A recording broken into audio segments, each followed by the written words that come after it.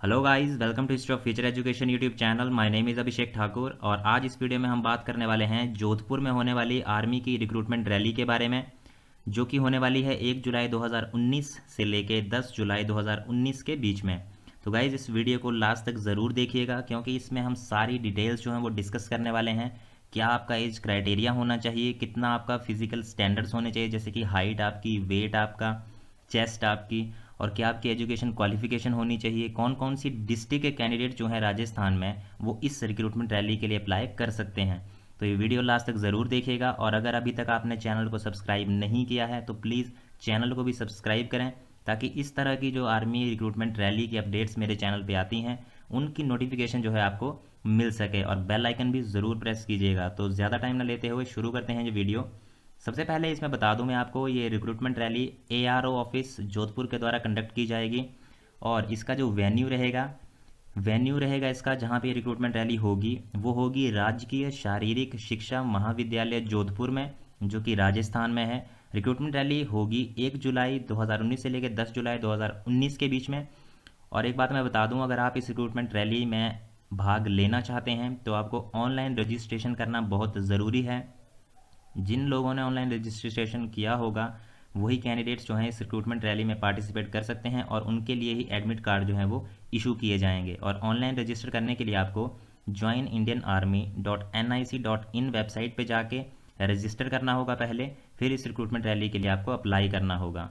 और recruitment rally के लिए अप्लाई करने की जो डेट है वो शुरू हो रही है 6 अप्रैल 2019 से, और जो लास्ट डेट होगी इस रिक्रूटमेंट रैली के लिए ऑनलाइन रजिस्टर करने की वो है 20 मई 2019। तो ये था इसका ऑनलाइन रजिस्ट्रेशन जो आपको करना पड़ेगा। अब बात करते हैं कौन कौन सी डिस्ट्रिक्ट जो हैं वो इसमें एलिजिबल हैं।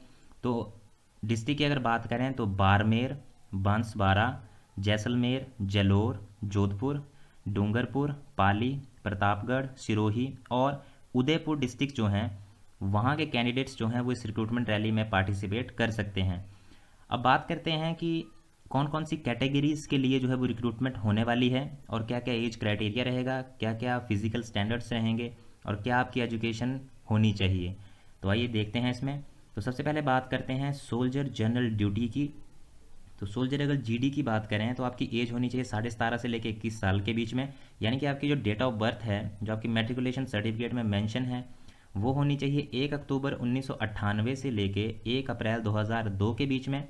हाइट आपकी होनी चाहिए 170 जीडी के लिए, वेट होना चाहिए 50 केजी, चेस्ट होनी चाहिए 77 सेंटीमीटर, और जब एक्सपेंशन करें तो +5 सेंटीमीटर इसमें होनी चाहिए। अब एजुकेशन की बात करें अगर सोल्जर जीडी के लिए, तो आपका 10th क्लास जो है वो पास होनी चाहिए और टोटल मार्क्स जो हैं आपके 10th क्लास में होने चाहिए 45% या उससे ज़्यादा। और हर एक सब्जेक्ट, जितने भी सब्जेक्ट आपके 10th क्लास में थे उसमें हर एक सब्जेक्ट में आपके 33% मार्क्स जो हैं वो होने चाहिए। तो ये था सोल्जर जीडी के लिए आपका एजुकेशन क्राइटेरिया। अब बात करते हैं सोल्जर टेक्निकल और सोल्जर टेक्निकल इन एविएशन स्लैश एएमएन एग्जामिनर। तो इसके लिए आपकी एज होनी चाहिए 17.5 से 23 साल, 17.5 से 23 साल। एंड जो आपकी डेट ऑफ बर्थ है वो होनी चाहिए 1 अक्टूबर 1996 से लेके 1 अप्रैल 2002 के बीच में, और 170 सेंटीमीटर हाइट होनी चाहिए, 50 KG weight and 77 centimetre chest +5 centimetre with expansion. अब एजुकेशन की बात करें अगर सोल्जर टेक्निकल के लिए, तो आपकी एजुकेशन होनी चाहिए 10+2। 10+2 आप पास होने चाहिए, और 10+2 में आपके जो सब्जेक्ट्स हैं वो साइंस के होने चाहिए। Physics, chemistry, maths and English, ये सब्जेक्ट्स जो हैं आपके +2 में होने चाहिए। और आपके मिनिमम 50% मार्क्स होने चाहिए टोटल मार्क्स +2 में। और हर एक सब्जेक्ट, जितने भी सब्जेक्ट आपके +2 में थे उनमें हर एक सब्जेक्ट में आपके 40% मार्क्स जो हैं वो होने चाहिए। तो ये था सोल्जर टेक्निकल के लिए। अब नेक्स्ट है soldier nursing assistant, assistant AMC/NA veterinary, यानी कि नर्सिंग असिस्टेंट और नर्सिंग असिस्टेंट वेटनरी के लिए। तो इसके लिए अगर आप अप्लाई कर रहे हैं तो आपकी एज होनी चाहिए 17.5 से लेके 23 साल के बीच में, यानी कि आपकी डेट ऑफ बर्थ 1 अक्टूबर 1996 से लेके 1 अप्रैल 2002 के बीच में आनी चाहिए। हाइट आपकी 170 सेंटीमीटर, 50 किलोग्राम वेट, 77 सेंटीमीटर आपकी जो चेस्ट होनी चाहिए। और इसमें आपकी जो एजुकेशन चाहिए वो आपकी 10+2 पास होनी चाहिए। साइंस आपका स्ट्रीम होना चाहिए 10+2 में, और आपके जो सब्जेक्ट्स हैं उसमें फिजिक्स, केमिस्ट्री, बायोलॉजी और इंग्लिश होनी चाहिए। 50% आपके टोटल मार्क्स हैं वो होने चाहिए, और हर एक सब्जेक्ट, जितने भी सब्जेक्ट आपके +2 में थे उनमें हर एक सब्जेक्ट में आपके 40% मार्क्स होने चाहिए। नेक्स्ट है, बात करते हैं सोल्जर क्लर्क की, स्टोर कीपर की और इन्वेंट्री मैनेजमेंट के लिए। तो इसके लिए आपकी एज होनी चाहिए 17.5 से 23 साल, यानी कि 1 अक्टूबर 1996 से लेके 1 अप्रैल 2002 के बीच में। हाइट आपकी चाहिए 162 centimetre, 50 KG weight and 77 centimetre आपकी चेस्ट, प्लस 5 सेंटीमीटर एक्सपेंड करके। अब आपकी इसके लिए सोल्जर क्लर्क के लिए जो आपकी एजुकेशन चाहिए वो आपकी 10+2 पास होनी चाहिए, 3 स्ट्रीम में किसी में भी, या तो आपने आर्ट्स में +2 किया हो, या फिर कॉमर्स में +2 किया हो, या फिर साइंस में +2 किया हो। इन 3 स्ट्रीम्स में से अगर आपने किसी में भी +2 किया है तो आप सोल्जर क्लर्क के लिए अप्लाई कर सकते हैं। और आपके जो मिनिमम मार्क्स होने चाहिए टोटल वो 60% होने चाहिए +2 में, और हर एक सब्जेक्ट में आपके 50% मार्क्स होने चाहिए। और इंग्लिश जो सब्जेक्ट अगर आपने रखा हुआ है, और इंग्लिश के साथ साथ आपका मैथ्स या फिर अकाउंट्स या फिर बुक कीपिंग, इंग्लिश प्लस इन 3 सब्जेक्ट्स में से अगर एक जो सब्जेक्ट है आपका, उसमें आपके 50% मार्क्स होना जो है वो कंपलसरी हैं, वो ज़रूरी हैं। तो ये था आपका सोल्जर क्लर्क के लिए। अब नेक्स्ट है सोल्जर ट्रेडमैन। सोल्जर ट्रेडमैन के लिए आपका जो एज क्राइटेरिया है वो 17.5 से 23 साल, यानी कि 1 अक्टूबर 1996 से लेके 1 अप्रैल 2002 के बीच में आपकी एज होनी चाहिए। 170 सेंटीमीटर आपकी हाइट, 50 किलोग्राम वेट, 76 सेंटीमीटर आपकी चेस्ट होनी चाहिए। और अगर आप इसके लिए आपकी एजुकेशन जो है वो सिंपल आपकी क्लास 10th जो है वो पास होने चाहिए। और अगर आप हाउस कीपर या फिर मेस कीपर के लिए अप्लाई कर रहे हैं तो आपके 8th पास होने चाहिए। तो ट्रेडमैन के लिए वैसे तो 10th पास होने चाहिए आप, बट अगर आप हाउस कीपर और मेस कीपर के लिए अप्लाई कर रहे हैं तो आप 8th पास ही होने चाहिए। और आपकी जो एग्रीगेट परसेंटेज है वो इस ट्रेडमैन के लिए मैटर नहीं करेगी, सिर्फ आपके जो हर एक सब्जेक्ट हैं 10th या 8th में, उनमें आपके 33% हर सब्जेक्ट में होने चाहिए। तो गाइज़ ये था डिफरेंट कैटेगरी के लिए एज क्राइटेरिया, एजुकेशन क्राइटेरिया और जो आपके फिजिकल स्टैंडर्ड्स थे। अब बात करते हैं रिलैक्सेशन किन किन को इस रैली में दिया जाएगा।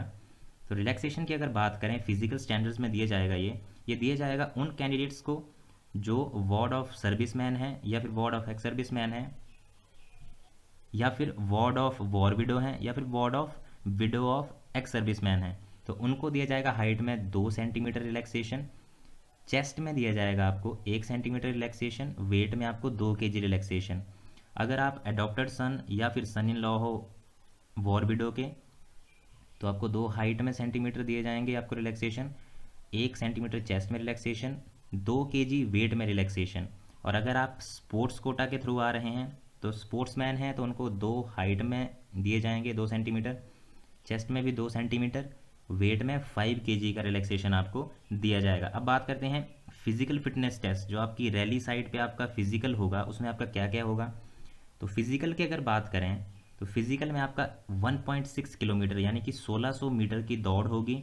उसमें भी आपके नंबर दिए जाएंगे आपको। जो कैंडिडेट्स 5 मिनट 30 सेकंड के अंदर अंदर ये रेस पूरी कर लेंगे उनको 60 मार्क्स दिए जाएंगे, और जो कैंडिडेट 5 मिनट 31 सेकंड से लेके 5 मिनट 45 सेकंड्स के बीच में ये करेंगे उनको 48 मार्क्स दिए जाएंगे।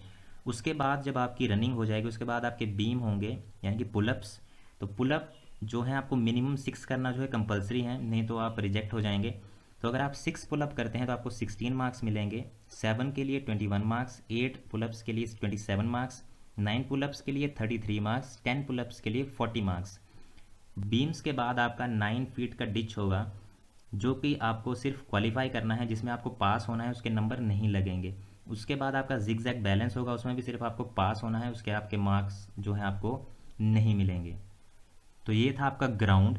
जब ग्राउंड क्लियर हो जाएगा तो जिन कैंडिडेट्स का ग्राउंड क्लियर होगा उनका मेडिकल टेस्ट होगा, और जो कैंडिडेट्स मेडिकल टेस्ट जो है वो क्लियर कर लेंगे उन कैंडिडेट्स को रिटन एग्ज़ाम के लिए बुलाया जाएगा। फिर जिन कैंडिडेट्स को रिटन एग्ज़ाम के लिए बुलाया जाएगा, जो कैंडिडेट्स जो हैं सेलेक्ट हो गए होंगे उनकी मेरिट निकलेगी। तो मेरिट में जिनका नाम आ जाएगा वो कैंडिडेट सेलेक्टेड होंगे और उनको फिर उसके बाद उसका कॉल लेटर आ जाएगा। अब बात करते हैं रिटन एग्जामिनेशन में बोनस मार्क्स किसको मिलते हैं। तो रिटन एग्ज़ाम में बोनस मार्क्स मिलते हैं जो वार्ड ऑफ सर्विसमैन या एक्स सर्विसमैन या वॉर विडो के होते हैं। तो उन वार्ड्स को सोल्जर जीडी और सोल्जर ट्रेडमैन का जो एग्ज़ाम देते हैं उसमें 20 मार्क्स जो हैं वो बोनस मिलते हैं। और अगर आप सोल्जर क्लर्क के लिए या फिर स्टोर कीपर के लिए या सोल्जर टेक्निकल के लिए अप्लाई कर रहे हैं तो उसको भी 20 मार्क्स मिलते हैं रिटन एग्ज़ाम में। अब बात करें स्पोर्ट्समैन की, जिसने इंडिया को इंटरनेशनल लेवल पे रिप्रेजेंट किया है, तो उसको सोल्जर जीडी सोल्जर ट्रेडमैन के लिए 20 मार्क्स मिलेंगे रिटन एग्ज़ाम में, और सोल्जर क्लर्क के लिए या सोल्जर टेक्निकल के लिए 20 मार्क्स ही मिलेंगे। जिसने डिस्ट्रिक्ट को रिप्रेजेंट किया है नेशनल लेवल पे, उसको 15 मार्क्स मिलेंगे सोल्जर जीडी सोल्जर ट्रेडमैन के एग्ज़ाम में, और 15 ही मार्क्स मिलेंगे सोल्जर क्लर्क और सोल्जर टेक्निकल के एग्ज़ाम में। जिसने डिस्ट्रिक्ट को स्टेट लेवल पे रिप्रेजेंट किया है, उसको 10-10 मार्क्स दोनों एग्ज़ाम्स में मिलेंगे, जिस एग्ज़ाम में वो बैठा है। और अगर किसी ने यूनिवर्सिटी टीम या फिर रीजनल टीम को डिस्ट्रिक्ट लेवल पे रिप्रेजेंट किया है और उसकी पोजीशन जो है उस कंपटीशन में फर्स्ट या सेकंड आई है, तो उसको अगर स्टेट लेवल पे रिप्रेजेंट किया है यूनिवर्सिटी टीम को, तो उसको 10-10 मार्क्स हर जो भी एग्ज़ाम वो दे रहा है। या फिर अगर जिसने यूनिवर्सिटी और डिस्ट्रिक्ट लेवल पे रिप्रेजेंट किया है, यूनिवर्सिटी को डिस्ट्रिक्ट लेवल पे रिप्रेजेंट किया है, तो उसको 5-5 मार्क्स मिलेंगे जिस एग्ज़ाम में वो बैठा हुआ है।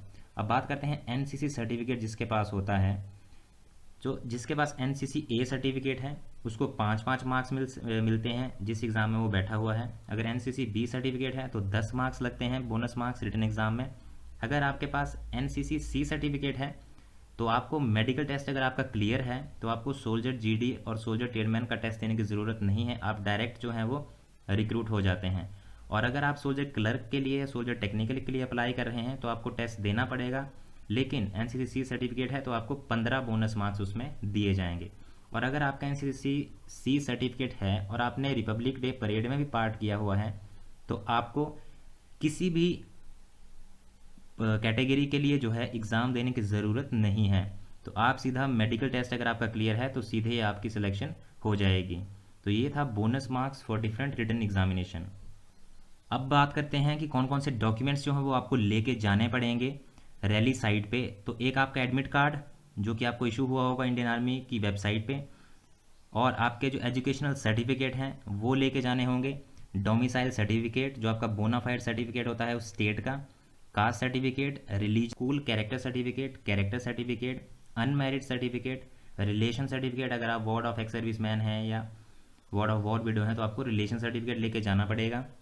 एनसीसी सर्टिफिकेट अगर आपके पास एनसीसी सर्टिफिकेट है, स्पोर्ट्स सर्टिफिकेट, एक एफिडेविट 10 रुपये का जो नोटरी से साइन होता है, तो ये भी आपको एफिडेविट लेके जाना पड़ेगा।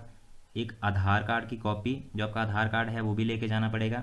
सिंगल बैंक अकाउंट अगर आपका है कोई तो उसका कॉपी, और पैन कार्ड लेके जाना पड़ेगा, और प्री एनरोलमेंट पुलिस वेरिफिकेशन लेके जानी पड़ेगी। तो ये जो डॉक्यूमेंट्स हैं ये आपको वहाँ पे रैली साइट पे जब आप रैली के लिए जा रहे हो तो आपको वहाँ पे शो करने पड़ेंगे। तो गाइज़ ये था नोटिफिकेशन जो कि आर्मी की रिक्रूटमेंट रैली होने वाली है जोधपुर में, उसके बारे में था। आई होप मैंने सारी डिटेल्स अच्छे से कवर कर दी हैं। अगर फिर भी आपका कोई डाउट है तो प्लीज़ कमेंट सेक्शन में कमेंट करना ना भूलें। सो गाइज़ ये था आज का वीडियो। अगर आपको वीडियो अच्छा लगा है प्लीज़ वीडियो को लाइक करें, सब्सक्राइब करें चैनल को, और बेल आइकन को प्रेस करना ना भूलें। Thank you guys for watching this video. मिलते हैं इसी तरह की नेक्स्ट वीडियो में। Bye bye.